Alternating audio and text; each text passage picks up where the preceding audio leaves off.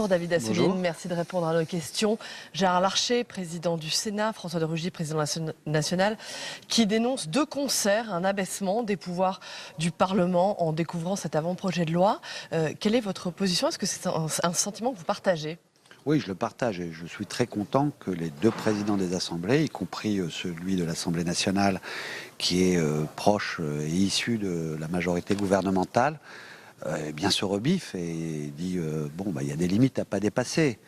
Parce que, on en a eu l'occasion de le dire sur toutes les mesures envisagées, y compris à un moment le droit d'amendement réduit, à un autre moment une conception que moins il y a de parlementaires, mieux le travail sera fait. Or, la proximité avec les citoyens et le travail des parlementaires et pas des techniciens ou des technos, comme on dit, a son importance et doit être valorisé. Bon, tout cela, c'était le débat d'hier, mais là, on apprend avec ce texte qui nous arrive, que l'on va encore réduire nettement les droits du Parlement, que l'on veuille que l'on fasse mine d'abandonner l'idée de réduire le droit d'amendement en le faisant par quota de groupe, etc., le droit individuel, en disant que dans la loi, alors que nous savons, nous, par nos règlements et par nos pratiques faire les choses, que dans l'article 41 et 45, on va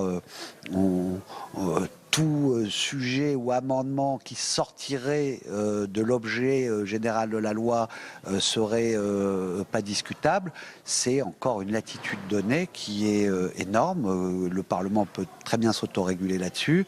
La CMP, cette possibilité pour le gouvernement, même si un amendement n'a pas été adopté au Sénat en cas d'échec de la CMP, mais a été déposé donc par un parlementaire ici qui serait complètement minoritaire, de le mettre en dernière lecture à l'Assemblée et de le faire passer, c'est écraser les droits du Sénat.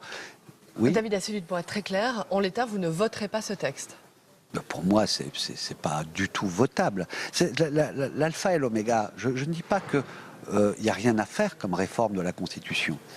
Bien au contraire, je pense que la tendance qu'il faut approfondir toujours plus, c'est le fait de donner plus de pouvoir au Parlement dans un pays où la Constitution donne quasiment tous les pouvoirs à l'exécutif. Et là, c'est l'inverse. Les droits déjà acquis, notamment par une réforme qui était celle de Nicolas Sarkozy, qui permettait que dans les deux assemblées, il y ait 15 jours d'initiative parlementaire et de contrôle et 15 jours pour le gouvernement.